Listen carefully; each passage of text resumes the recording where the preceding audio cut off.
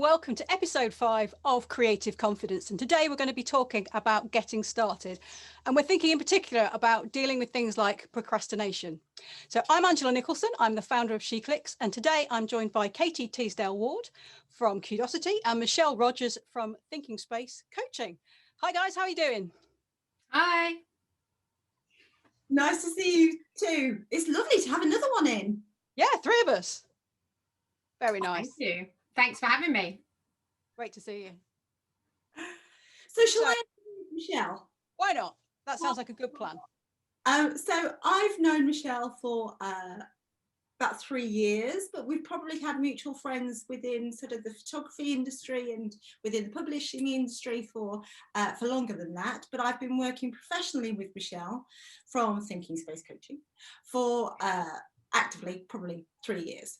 And the reason that I work with Michelle is because I find that it helps me to have somebody who I can talk to about my direction, about where to get some clarity of ideas, because I often have a million tabs open and not really doing any of the million. So Michelle certainly helps me with that. And it helps me to speak with somebody who I know has worked with a whole variety of different types of people, creatives, you know, lots of different industries. So Michelle brings with her a real clarity of communication and a real understanding of being able to look at problems from a very different perspective. So we wanted to really bring in and bolster the kind of the intelligence pool and the kind of creativity pool. That's why I was on mute for such a long time. And just so that we can share kind of our experiences and our ideas and take creative confidence just to a different MasterChef style level. Nice introduction. Thanks for that, Katie. By the way, I should point out, when I'm looking down here, I'm not ignoring everybody. I'm just keeping an eye on Facebook and make sure it's announcements and if we've got any comments or questions. So that's what I'm doing. Anyway, Michelle, it's lovely to see you. Thanks for joining us.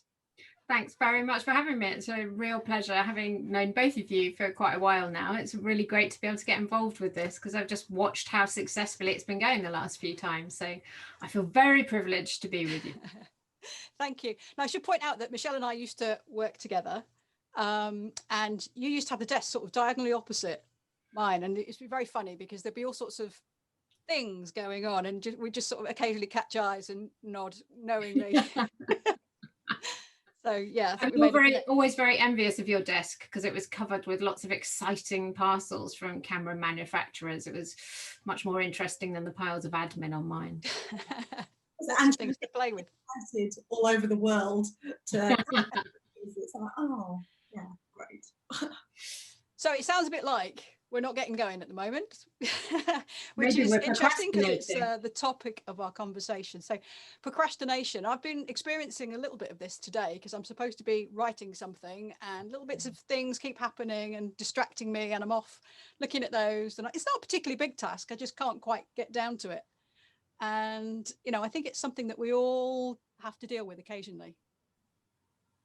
Yeah, definitely. I think it doesn't matter how skilled we are at what we're doing or whether it's something we, you know, really want to get around to doing. And procrastination strikes at the most inconvenient of times. And in fact, sometimes I think it's almost worse when it's something that you really do want to do and it's a project you really do want to get your teeth stuck into. And I think actually sometimes procrastination is a manifestation of fear, actually.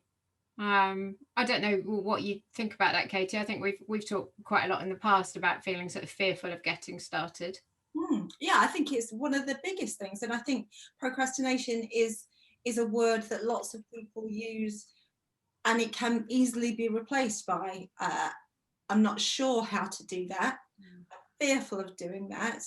My experience often of procrastination, I think, is when I'm not 100% sure or clear about what the task actually is. So rather than ask for clarity or just ask for, you know, ask for the information that I feel I would need to be able to complete that task, I will just be like, oh, no, it's okay, it's fine. I'll work it out. I'll sort it out.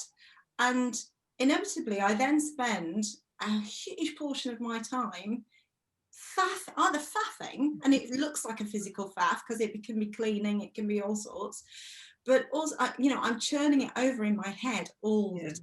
And I'm thinking, why don't I just ask? So often procrastination can just be another word for I'm not sure how to. That's my biggest number one kind of ways in which it manifests itself. And then second is kind of like, I'm not sure I'm ready to do that. Well, nobody's ever ready. Yeah. I think it's really interesting because on the face of it, saying getting started, it could sound like mojo and dealing with motivation, which is what we spoke about last time. But this isn't about not wanting to do something or struggling to sort of feel, the desire to do something. It's just struggling to actually get on with it, which is slightly different, isn't it? Yeah, I don't know whether either of you have ever read Stephen Pressfield's book, The War of Art.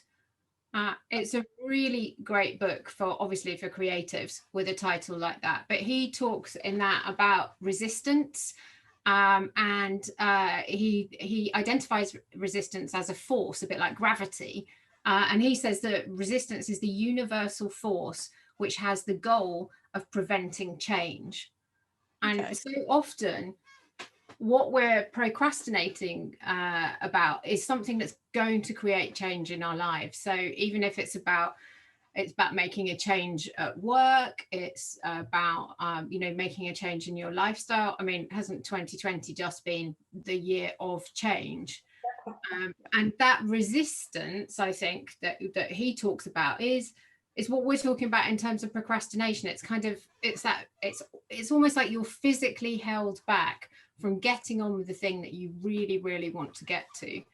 And I think that this year has had a huge effect on people's, on their mojo, like you talked about last time, but also a sense of almost not feeling that it's okay to chase your goals because there's so much else going on in the world. Why am I thinking about entering a photography competition or trying to get a book of photos published or whatever? And yet those goals are just as relevant now as they were back in January when we thought it was going to be this great year. Yeah. Yay for January. I think one of the funny things about procrastination is you can be experiencing it and be very productive at the same time. So for example, I could sit down and think, oh, I've got to write this thing.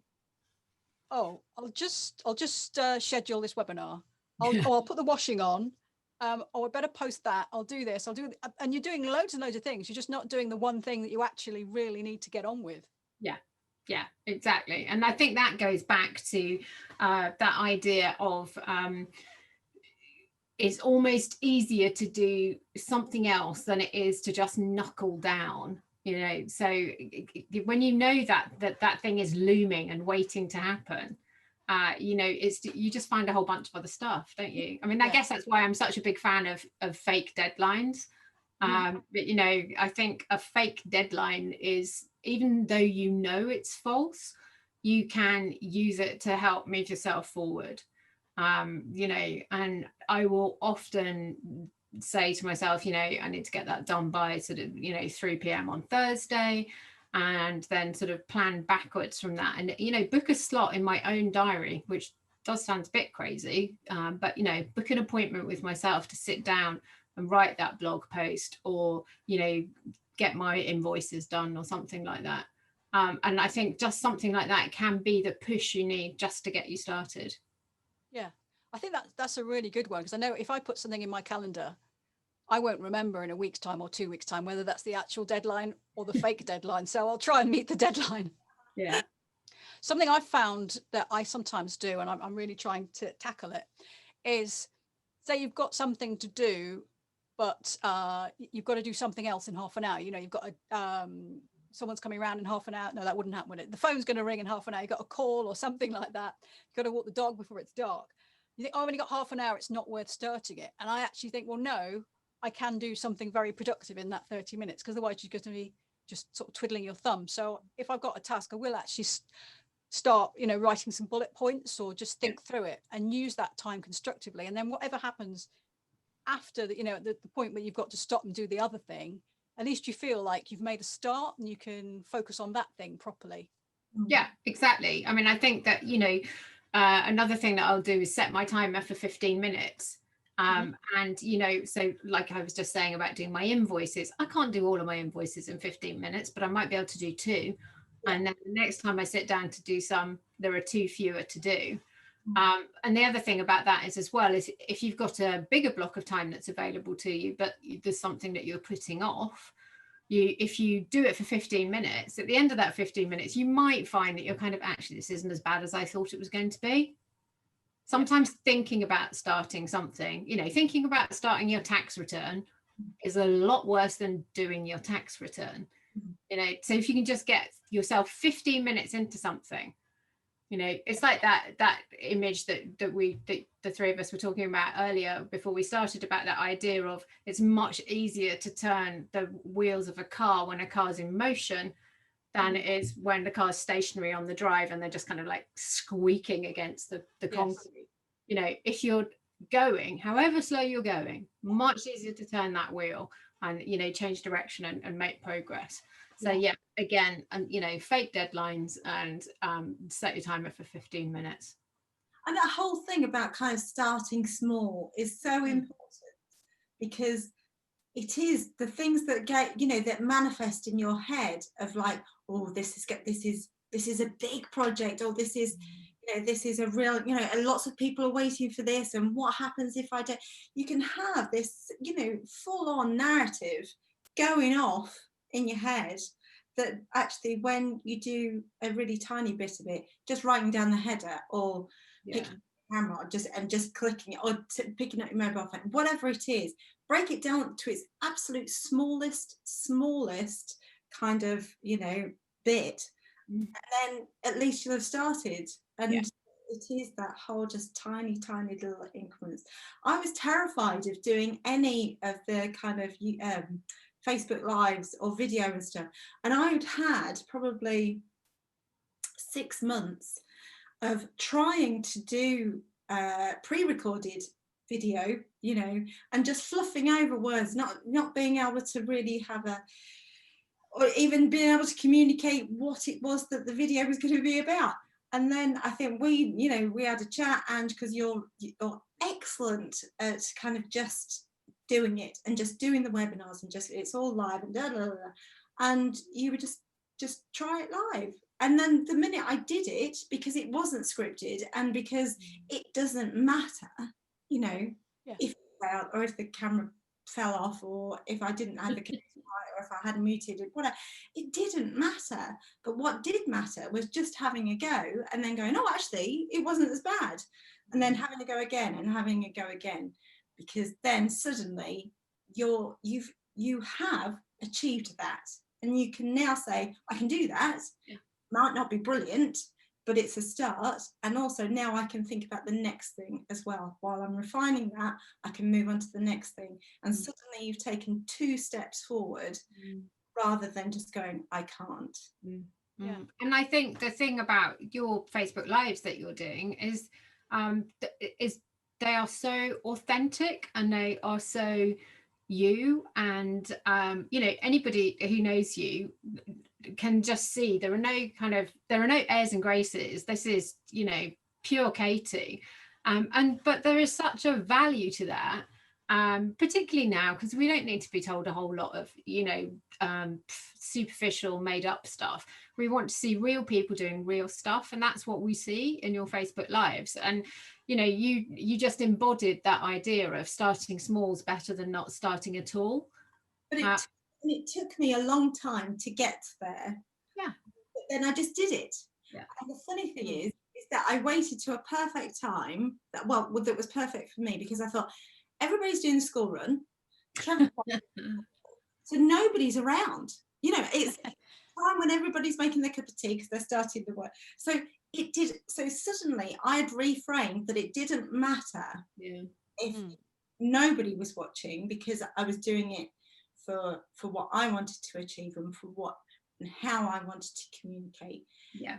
It just broke it down to being that whole just doing, break it down to something, to just the smallest bit, and then just see what happens, because you'll feel so much better having something to review that's happened, rather than thinking about all the 20 tabs that are open that you feel like you haven't achieved. And also talk to somebody. You know, we talk a lot about the community of SheClicks, and we talk a lot about that as a support network, which is, you know, SheClicks is phenomenal for. I also think that there is a real value in kind of having a handful of friends from a diverse kind of, you know what it's like to have different types of friends. There's always going to be one friend who will try and be as nice as possible and try and put a bow on it and all of that, and that's lovely. And sometimes in a day or in a week or in a month you need that person to go to because you need an emotional hug. And there's also going to be another person that just goes, well, you know, if we're going to have this chat, let's have it. And sometimes you need that. So have a pool of people that can help and support, but also move you forward. Yeah, absolutely. Sorry, Ange.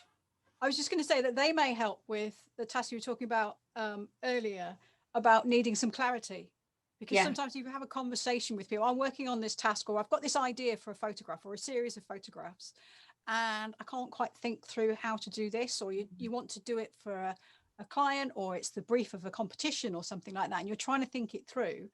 And just hearing their take on it and them asking questions to help them understand what you're trying to achieve can really help you see your way through it, and perhaps sort of break it down into little sections. So you think, oh, okay, so I need to do that, then that, then that, then I've got it done. Yeah. But Katie, you were saying about, you know, sort of doing your first Facebook Live when there was nobody in the world watching. I think that can be, I think sometimes, you know, it's great if you can engineer these situations, but sometimes sort of thinking through, oh, I can't do it until, can be an issue. So like, you know, you sit down to write something, oh, I can't do this because I haven't got my pencil sharp and I need a sharper pencil. I can't write it with blue ink. I've got to find my black ink. Yeah, that kind of thing. Or I'm going to have to buy a macro lens and I don't know which macro lens I need, and blah, blah, blah. So you can kind of build tasks up. You can break it down. You could sort of put a post on SheClicks and sort of say, right, I've got this camera, I need a macro lens, which one should I get? Or you could actually start thinking through the photography and start trying to work it out with the existing kit that you've got, and just make a stab at it, have a start. Because you might find actually you don't want to go that close. Maybe you do want to be further back and use the lens that you always had anyway. Yeah. But I think one thing that I've learned from Michelle, and that we've worked on for a long period of time, is the use of language, and how important the language is that you kind of tell yourself and that you listen to. So there's two words that you mentioned there, was until and can't. Mm-hmm. Until is a brilliant way to stop yourself from doing anything. You know, I can't go to the gym until I've already lost 2 stone. I can't go to the gym until I look better in Lycra. I ain't gonna have a go at that. But there are these words that will be like roadblocks to the procrastination. And the other word is can't. And one thing I was talking to, I can't remember who it was, but we were saying what would happen if you exchange the word can't for won't. Absolutely. And how does that suddenly feel? You know, how does that put you in a place of productivity or kind of forward motion if you switch out can't for won't? And because of Michelle's linguistic background as well, you know, it was just a fascinating way in which we've talked about examples of how that language can propel us forward, but also can kind of stop us in our tracks. Have you got an example? Either of you? I think so. I've worked with quite a few people who want to write, so they want to, write a book or something like that, and they will say oh, I can't write that. I can't write yet because I don't have all the information I need or whatever. And I said, well, I'm not sure that it's that you can't. Is it just that you won't write it until then? And they go, oh, yeah, you're right. And then when you think about that, you say, well, if you won't, that's kind of a choice. You're making a choice. You're choosing not to write that. You're not physically unable to do it, but you are making that choice. If you've made the choice not to do it, then could you make the choice to do it? And is the first thing that, okay, you maybe can't write everything because you need to go and interview some people about something or other, but can you write synopses for the chapter headings? Can you come up with a list of people you want to speak to? Can you write an introduction? Can you imagine what the blurb might be on the back of your book? Who are you going to ask to review your book to get those little bits of blurb or whatever? And it's just something that shifts you from can't to won't. And when you realize that won't or don't is a choice, then you can choose differently.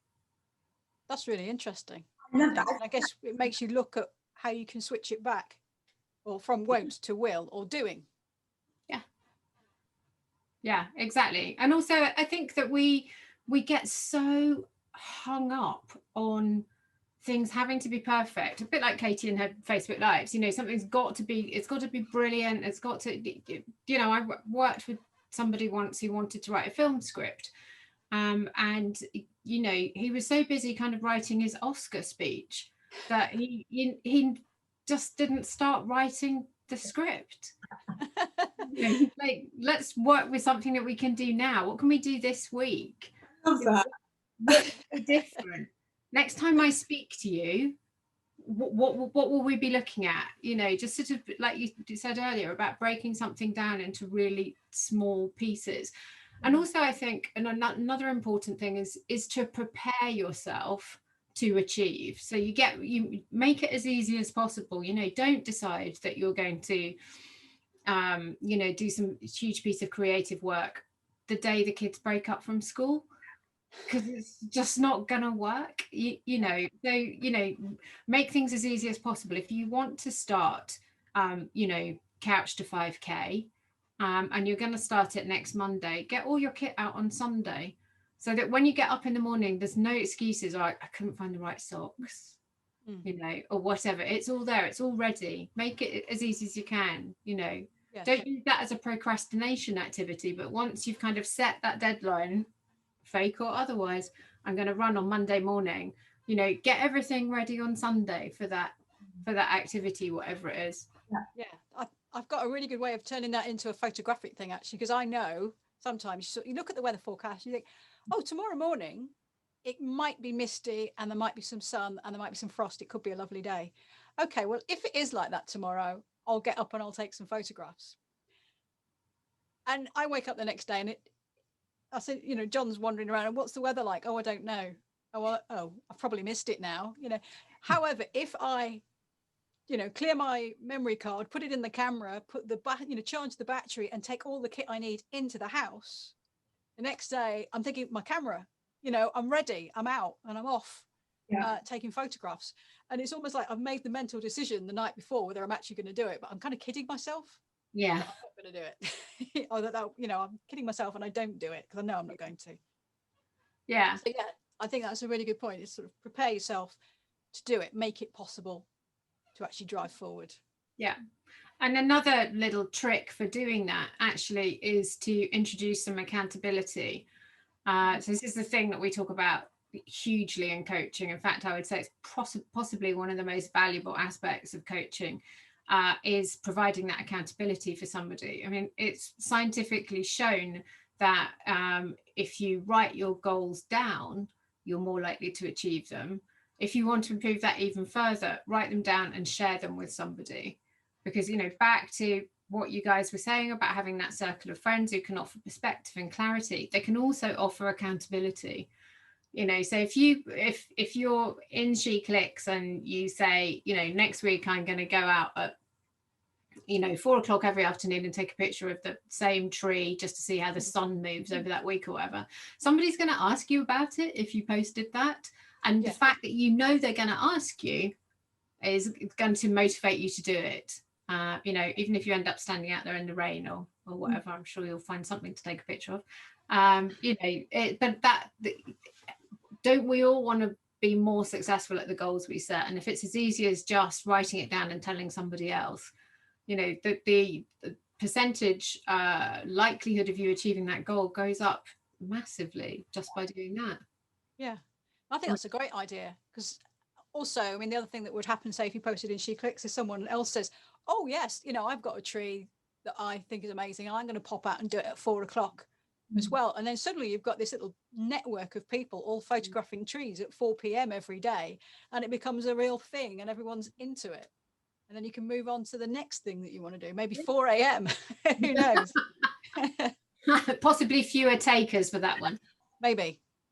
But it does, once you begin to achieve those goals and start to have that kind of forward momentum, the enthusiasm and your ability to share your enthusiasm and your productivity, and I did this and so can you, and that becomes really loud, really you know, full of energy, and people are attracted to that. Absolutely. People ultimately want other people to be successful.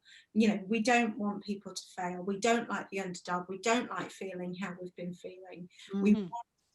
We want to be achieving all of our goals, but this year will have bruised everyone all over the world. You know, there is that will be taken into consideration. So there is nothing wrong with kind of saying, do you know what, there's only a few weeks left of this year. I'm just going to dial down the 10 things to one thing, or to whatever. But it will feel like it's manageable and not so overwhelming, because at the moment people don't need any more feelings of overwhelm. But I think just to kind of recap on the things that will stop us from getting started. Not just getting started. Start. I don't know. Started or stopped us, but you know, it is those things that you said about the making the choice to do it, I think is really, really important. The lack and the breaking things down into more achievable stuff. Definitely. And I think the more times that you start something and you go straight on with it and you get it done and you're happy with it at the end of it, the more often you can do that, the more likely it is to happen in the future, because you kind of know the things that you need to do to make it work, and you appreciate how good you feel about it, because nobody likes spending 4 hours doing something that actually only took 30 minutes. Yeah, absolutely. So before we wind up, shall we recap on the things to help with dealing with procrastination, resistance, failure to get on with stuff? Who wants to kick off? Who wants to take lead? Okay, I'll go first. I would say the first thing to do would be write it down and share it with someone else. Okay, Katie, what's your next one? I'd say just starting small, start it small, you know, and just keep going and just keep doing it. I'm going to go with get people involved, get their insight, get their support and their perspective.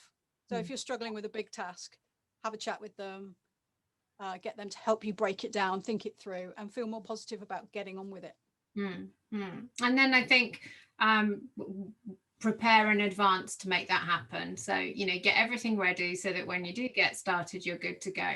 But I think, you know, the one thing that comes out of all these hints is that we don't have like one recipe that fits everybody. I hope that everybody watching will pick out one thing that they can do, you know, one of the things we tried, whether it's set your timer for 15 minutes, you know, or just get on with it or whatever. I hope that, you know, of the various things that's come out, there'll be one thing that will just make, you know, you personally able to get something started this weekend. Yeah, great. Thank you for that. I think the one thing I'm really going to start thinking about is the difference between can't and won't. And if I go into the house having not prepared my camera for tomorrow morning, I've made a decision I'm not going to do it. So I'm not going to feel bad in the morning. I decided last night. So. Cool. So great. It's been really fantastic chatting with you both and hearing your insights. I hope everybody has found some inspiration and they're going to, like you say, fire into the weekend and get stuff done. Thanks for having me. You're very welcome. Thanks for joining us. Okay. Bye-bye. Bye.